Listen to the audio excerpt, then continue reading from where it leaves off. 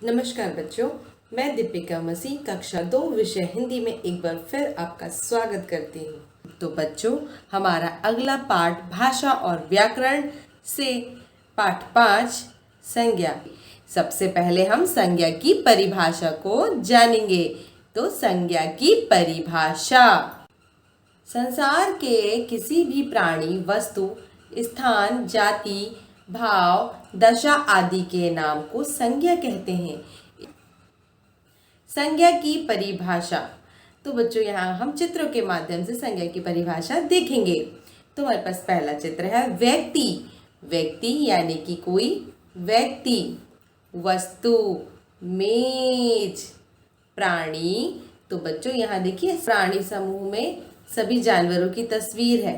तो बच्चों यहाँ पर व्यक्ति एक मनुष्य, एक पुरुष का चित्र लिया है और प्राणी के लिए बहुत सारे जानवरों का, ताकि आपको इस बात का भी ज्ञान हो कि प्राणी समूह में जानवर भी आते हैं, क्योंकि वो भी चल फिर सकते हैं, वो भी खाना खाते हैं और वो भी सांस लेते हैं। अगला चित्र है भाव। इस चित्र में बच्चा उदास बैठा है, ये उसका भाव है। और स्थान, तो स्थान किसी जगह का वर्णन। पुस्तक, पेड़, पत्ता, फूल, कुर्सी। बच्चों, ये भी संज्ञा के उदाहरण हैं। तो आइए आगे चलते हैं। संज्ञा की परिभाषा से ही स्थान। स्थान में पंजाब, तमिलनाडु, हरियाणा, अमृतसर, केरल, उड़ीसा। तो बच्चों, ये स्थानों के नाम के उदाहरण हैं। आइए हम आगे चलते हैं। तो आइए संज्ञा की परिभाषा से ही हम देखते हैं। पहला नाम है बंदर, रीछ, हाथी, बकरी। तो बच्चों, प्राणी समूह में बंदर, रीछ, हाथी, बकरी, तो ये सभी प्राणी समूह में आते हैं। आइए हम आगे चलते हैं। के भेद: पहला व्यक्तिवाचक संज्ञा, दूसरा भाववाचक संज्ञा, तीसरा जातिवाचक संज्ञा। बच्चों, जातिवाचक संज्ञा के दो रूप होते हैं, एक तो द्रव्यवाचक, दूसरा समूहवाचक। तो आइए आगे चलते हैं। व्यक्तिवाचक संज्ञा: जिन शब्दों से किसी विशेष व्यक्ति, विशेष प्राणी, विशेष स्थान या विशेष वस्तु का बोध हो, वह व्यक्तिवाचक संज्ञा है। तो आइए हम व्यक्तिवाचक संज्ञा के उदाहरण देखें। पहला चित्र है सचिन तेंदुलकर। तो बच्चों, सचिन तेंदुलकर एक विशेष व्यक्ति का नाम है। दूसरा चित्र है मोर। बच्चों, मोर हमारा राष्ट्रीय पक्षी है, ये भी विशेष प्राणी है। रामायण। रामायण हमारा पवित्र ग्रंथ है, ये भी विशेष वस्तु है। ताजमहल। बच्चों, ये हमारे देश की शान है, ये भी विशेष है। तो बच्चों, ये विशेष स्थान के अंतर्गत आएंगे। जो शब्द गुण, कर्म, दशा, अवस्था, भाव आदि का बोध कराए, उन्हें भाववाचक संज्ञा कहते हैं। एक बार पुनः, जो शब्द गुण, कर्म, दशा, अवस्था, भाव आदि का बोध कराए, उन्हें भाववाचक संज्ञा कहते हैं। एक बार पुनः, जो शब्द गुण या भाव, स्थिति या दशा का बोध कराते हैं, वे भाववाचक संज्ञा कहलाते हैं। बच्चों, इनका कोई भौतिक रूप नहीं होता, इनका कोई भौतिक रूप नहीं होता, अर्थात ये दिखाई नहीं देते, सिर्फ महसूस किए जाते हैं, इन्हें फील किया जाता है। अमूर्त भावों को व्यक्त करने के लिए, इन भावों को व्यक्त करने के लिए ता, त्वा, पन, ई प्रत्ययों का प्रयोग जातिवाचक संज्ञा, विशेषण, सर्वनाम, अव्यव, क्रिया शब्दों के लिए किया जाता है। बच्चों, ये थोड़ा सा आपके लिए कठिन हुआ, पर मैं इसे छोटे रूप में समझाती हूँ। तो जैसे कि मैंने आपको बताया, इनका कोई भौतिक स्वरूप नहीं होता, तो वाकई इनका कोई भौतिक स्वरूप नहीं है, ये हमें दिखाई नहीं देते हैं। हाँ, हम इनको महसूस करके पहचान सकते हैं, जैसे कि ता सफलता, त्वा अमृतत्व, अपनत्व यानी कि अपनापन, सूनापन, ई खुशी, दुखी। इन प्रत्ययों को हम जहाँ प्रयोग में देखते हैं हम भाववाचक संज्ञा की पहचान कर सकते हैं। तो आइए हम आगे चलते हैं। भाववाचक संज्ञा के उदाहरण हैं गरीबी, बुढ़ापा, सर्दी, गर्मी, सुख। सर्दी और गर्मी को हम महसूस करेंगे। हमें सर्दी लगती है तब हम गर्म कपड़े पहनते हैं और जब गर्मी लगती है तो हम सूती कपड़ों का प्रयोग करते हैं, हवादार स्थानों में बैठते हैं। वैसे ही बुढ़ापा, तो बच्चों बुढ़ापा भी एक दशा है। खुशी, दुखी ये भी भाववाचक संज्ञा के अंतर्गत आते हैं। तो आइए आगे चलते हैं। शब्द एक ही जाति के विभिन्न व्यक्तियों, प्राणियों, स्थानों एवं वस्तुओं का बोध कराती है, उन्हें जातिवाचक संज्ञाएं कहते हैं। तो बच्चों इसके उदाहरण हम देखते हैं। पहला है कुल्हाड़ी, मेज, कुर्सी।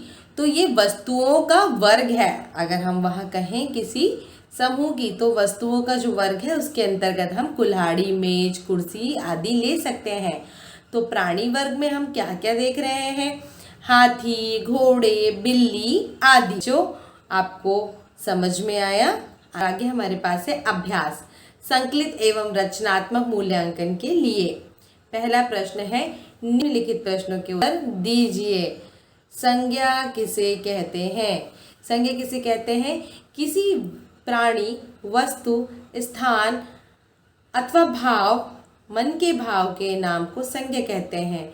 एक बार फिर, किसी प्राणी, वस्तु, स्थान अथवा मन के भाव को संज्ञा कहते हैं।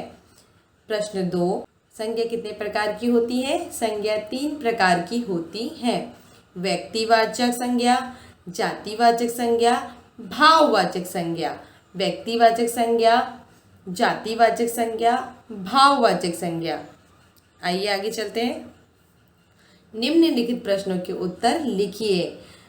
पहला, संज्ञा के 4 उदाहरण लिखिए। तो पहला है राम, दूसरा गंगा, तीसरा कुत्ता, चौथा घर। अगला प्रश्न है, अपनी पसंद के 4 खेलों के नाम लिखिए। पहला हॉकी, दूसरा खो खो, तीसरा सांप सीढ़ी और चौथा लूडो। तो बच्चों एक बार फिर दोहराऊंगी, हॉकी, खो खो, सांप सीढ़ी और लूडो। प्रश्न 3, अपने परिवार के सदस्यों के नाम लिखिए। तो बच्चों आप स्वयं अपने अपने परिवार के सदस्यों के नाम अपनी हिंदी विषय की कॉपी में लिखेंगे। प्रश्न 3, चित्र पहचान कर नाम लिखिए। तो बच्चों हमें सबसे पहला चित्र यहाँ पर एक पहाड़ का दिखाई दे रहा है। तो हम क्या लिखेंगे वहाँ पर? पहाड़, पखली, हा में आ की मात्रा हा, ड़, पहाड़, पहाड़। तो बच्चों अगला चित्र है स्कूल का। यहाँ 2 छात्र छात्राएं स्कूल की तरफ इशारा कर रहे हैं। तो हम स्कूल कैसे लिखेंगे? आधा सा, का में बड़े ऊ की मात्रा कू, लखली, स्कूल। अगला चित्र है हमारे पास बच्चों खेत का। तो हम खेत कैसे लिखेंगे? खा में एक ही मात्रा खे, तखली, खेत। तो बच्चों हमारे पास अगला चित्र है नदी। नदी, हम नदी कैसे लिखेंगे बच्चों? नदी में ना खाली, दा में बड़ी की मात्रा दी, नदी। अगला चित्र है बच्चों हमारे पास घर का। हम घर कैसे लिखेंगे? घा खाली, रा खाली, घर। इसके पश्चात हमारे पास अंतिम चित्र है लड़के का। और हम लड़का कैसे लिखेंगे बच्चों? ल खाली, ड़ खाली, का में आ की मात्रा का, लड़का। तो आइए हम आगे चलते हैं। बहुविकल्पीय प्रश्न, निम्नलिखित शब्दों में से जातिवाचक संज्ञा पर सही का निशान लगाइए। क, कक्षा, सुरेश, दोस्ती। तो बच्चों सुरेश नाम है, दोस्ती एक भाव है। तो हमारे पास शेष बचा कक्षा। तो जातिवाचक संज्ञा का उदाहरण है कक्षा। दूसरा है पर्वत, शैलजा, गंगा का पर्वत। प्रश्न 2, निम्नलिखित शब्दों में से व्यक्तिवाचक संज्ञा पर सही का निशान लगाइए। माया, दूसरा सैनिक, लड़की। तो हमारा सही उत्तर होगा का माया।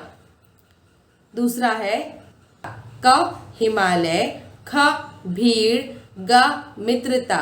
तो सही उत्तर क्या है बच्चों? हिमालय। आइए हम आगे चलते हैं। निम्नलिखित में से भाववाचक संज्ञा पर सही का निशान लगाइए। तो बच्चों अब हमें भाववाचक संज्ञा पर सही का निशान लगाना है। क ताजमहल, ख फूल, ग बचपन। तो बचपन एक भाववाचक संज्ञा है, अर्थात वही सही उत्तर है। अगला प्रश्न है क बच्चा, ख उदासी, ग बूढ़ा। तो बच्चों उदासी हमारा भाववाचक संज्ञा के अंतर्गत आएगा। चित्रों के नाम लिखकर वाक्य पूरा कीजिए। हमारा पहला चित्र है हिरण का। तो हमें खाली स्थान है, उसमें हम लिखेंगे हिरण। तो यह हिरण है। बच्चों हमारे पास अगला चित्र है कमल के फूल का। तो हम क्या लिखेंगे? यह कमल है। यह बच्चों हमारे पास अगला चित्र है शेर का। तो हम यहाँ क्या लिखेंगे? यह शेर है। और हमारे पास अगला चित्र है पुस्तक का। तो हम ये लिखेंगे यह पुस्तक है। यह पुस्तक है। आइए आगे चलते हैं। तो बच्चों आज हमने क्या सीखा? आज हमने संज्ञा के अंतर्गत संज्ञा की परिभाषा, उसके प्रकार, उनकी भी परिभाषा उदाहरण सहित, तथा हमने संज्ञा की मौखिक अभिव्यक्ति, लिखित अभिव्यक्ति तथा भाषा बोध को भी सीखा। तो बच्चों आशा करती हूँ आपको यह संज्ञा समझ में आई होगी। अब आपसे मिलती हूँ अपने अगले पाठ के साथ। तब तक के लिए इन प्यारे प्यारे फूलों की तरह मुस्कुराते रहिए, खुश रहिए, स्वस्थ रहिए। नमस्कार।